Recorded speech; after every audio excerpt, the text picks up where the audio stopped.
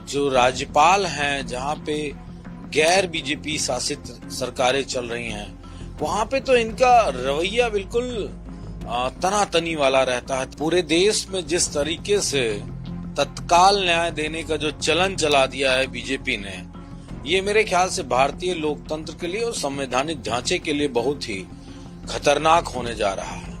आस्था और भावनाओं से खेलना बीजेपी की राजनीति का एक बहुत बड़ा मेरे ख्याल से पार्ट हो गया है राजनीति का।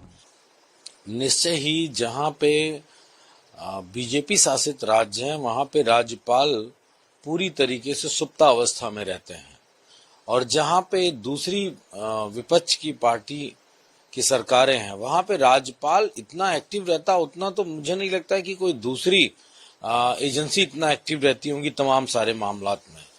अगर मामला कर्नाटक का है और तमाम सारी जांचों की बात है, तो फिर ये चीजें उत्तर प्रदेश में, राजस्थान में, मध्य प्रदेश में, छत्तीसगढ़ में और उत्तराखंड में और तमाम सारे स्टेट ऐसे हैं जहां पे आवश्यकता है, क्योंकि वहां पे ना तो कोई मीडिया बोलती है, ना कोई एजेंसी बोलती है, ना ही कोई और भी संस्था बोलता है भ्रष्टाचार पे। विपक्ष अगर कोई बात कहता भी है तो उस मुद्दे को दबा दिया जाता है। निश्चय ही वहां की सरकार को मुझे लगता है कि काम करने में बड़ी तकलीफ होगी, क्योंकि चारों तरफ से सिर्फ और सिर्फ हमले हो रहे हैं, और ये जो बीजेपी का एक नया ट्रेंड है काम करने का, ये बहुत ही दुर्भाग्यपूर्ण है। किसी चुनी हुई सरकार को काम न करने देना। खैर, बीजेपी याद रखेगी इस बात को, आने वाले समय में उनको भी पता चलेगा कि काम कैसे किया जाता है।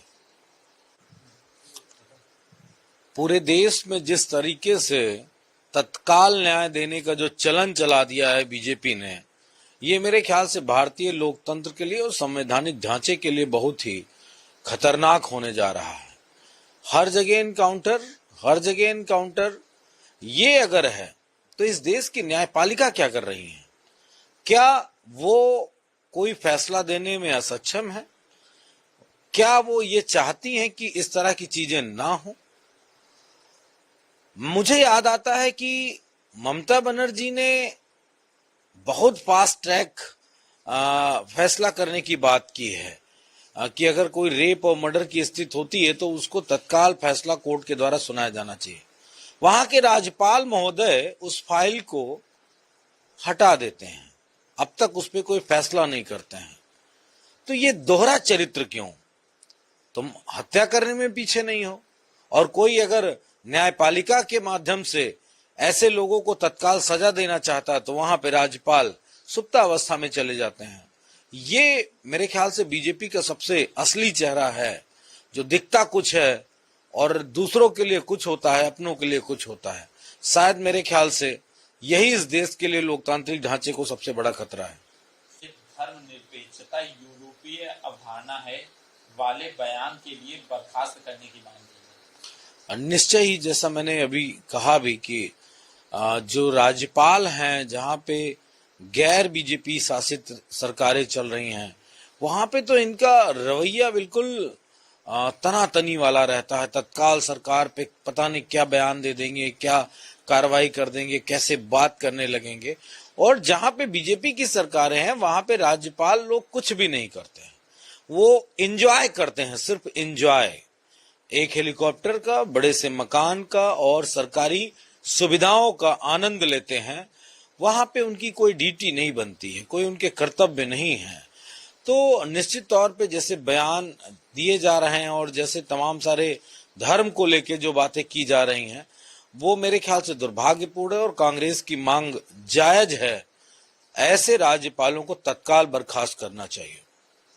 कल मंदिर में शुद्धिकरण अनुष्ठान किया गया था और जनहित याचिकाएं भी इस मामले को लेकर के दायर की गई हैं। पूंजीपतियों को, पूंजीवाद को बढ़ावा देना ही इस सब की बातों का एक मूल सिद्धांत निकलता है, और वो ये है कि कैसे बड़े लोगों को लाभ कमाया जाए। मैं तो ये मांग करता हूं कि मंदिरों में कोई अप्राकृतिक रूप से बनी हुई चीज चढ़नी ही नहीं चाहिए। जो प्राकृतिक चीजें हैं, जैसे नारियल हुआ, मेवा हुआ, और भी जो चीजें बनती हैं जो नेचुरल हमको मिलती हैं, फल हुए, इसके अलावा किसी और चीज का मंदिरों पे भोग ही नहीं लगना चाहिए।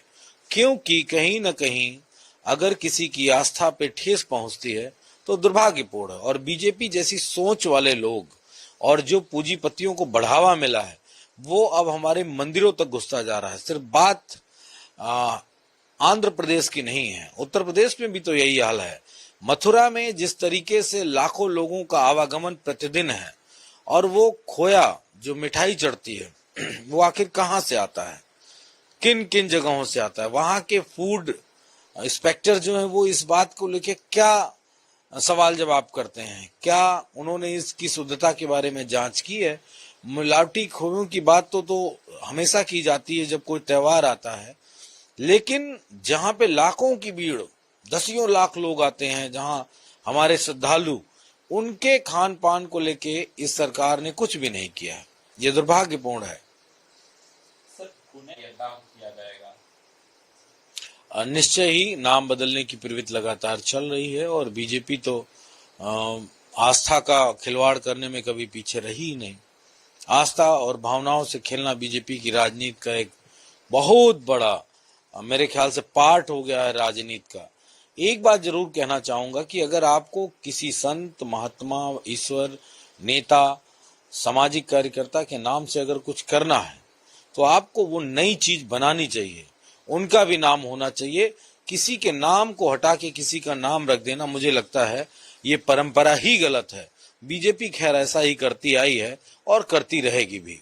राहुल ले रहे हैं हम जम्मू कश्मीर का राज्य का दर्जा बहाल करेंगे। और निश्चय ही जम्मू कश्मीर अपने आप में पूरी दुनिया में एक छाप रखता है और जिस तरीके से धारा 370 हटा के वहां पे उसको केंद्र शासित राज्य किया गया, इसके बाद उसकी शक्तियों को कम किया गया। अगर कांग्रेस आती और वो कह रही कि हम उसको राज्य का दर्जा देंगे तो ये मुझे लगता है कि वहां के नागरिक तय करेंगे कि उनको किसकी सरकार चुननी है, धारा 370 और केंद्र शासित राज्य वालों की, या जो कश्मीर को राज्य का दर्जा दें, जो बहुत लंबे समय से अपनी तमाम स्वतंत्र चीजों से जी रहा था वहां पे, उसके हिसाब से वहां के नागरिकों को अधिकार मिले। खैर ये तो आने वाला समय तय करेगा कांग्रेस अपनी कही हुई बात पे कितना खरी उतरती है। सर, आरपीएफ चौथे गाजीपुर में एसटीएफ की गोली सीने में लगी है। यूपी में 20 घंटे में दूसरा बदमाश मारा गया है। और निश्चय ही अब उत्तर प्रदेश के मुख्यमंत्री लगातार वो काम करेंगे जो शायद इस संविधान को बिल्कुल भी जचता ना हो, जो सटीक ना बैठता हो। योगी आदित्यनाथ के ऊपर सवाल उठाने से मुझे नहीं लगता अब कोई मतलब रह गया है। वो क्रूरता के प्रतीक कल थे, क्रूरता के प्रतीक आज हैं और कल भी योगी आदित्यनाथ क्रूरता के प्रतीक रहेंगे। बार बार ये बात कही जा रही है और न्यायपालिका से कही जा रही है कि फैसले कौन करेगा, न्यायपालिका करेगी या उत्तर प्रदेश के योगी आदित्यनाथ और उनकी बेलगाम पुलिस एसटीएफ करेगी। अगर एनकाउंटर ही सॉल्यूशन है तो मैं कहता हूं सब सिस्टम हटा दो, किसी सुरक्षा की जरूरत नहीं है, सिर्फ एनकाउंटर कर दो, पकड़ के 4 लोगों को रख दो, पकड़ के बस उसको गोली मार दी जाए। यही अगर सबसे अच्छी व्यवस्था है तो मेरे ख्याल से पूरे देश को और प्रधानमंत्री जी को भी यही देश में लागू कर देना चाहिए, क्योंकि अराजकता उत्तर प्रदेश में लगातार फैल रही है और वो भी धर्म, जाति, वर्ग, दबाव, इन सब चीजों के आधार पर एनकाउंटर किए जाते हैं। सर, मायावती ने इसमें समर्थन और विदेश में खत्म करने की बात करते हैं। बहन जी पे कोई टिप्पणी नहीं, वो बीजेपी के हिसाब से बयान देती हैं, इसलिए उनके बारे में सवाल आप बीजेपी से पूछिए। बीजेपी ज्यादा अच्छा बता पाएगी कि वो किस लाइन पे बोल रही हैं और किस नेता के बारे में क्या कह रही हैं। उनके लिए समाजवादी पार्टी कोई प्रतिक्रिया देना नहीं पसंद करेगी। अगर आप ये वीडियो YouTube पर देख रहे हैं तो हमारे चैनल को सब्सक्राइब करें और बेल आइकन को दबाना ना भूलें। अगर आप Facebook पर ये वीडियो देख रहे हैं तो हमारे पेज को लाइक करें।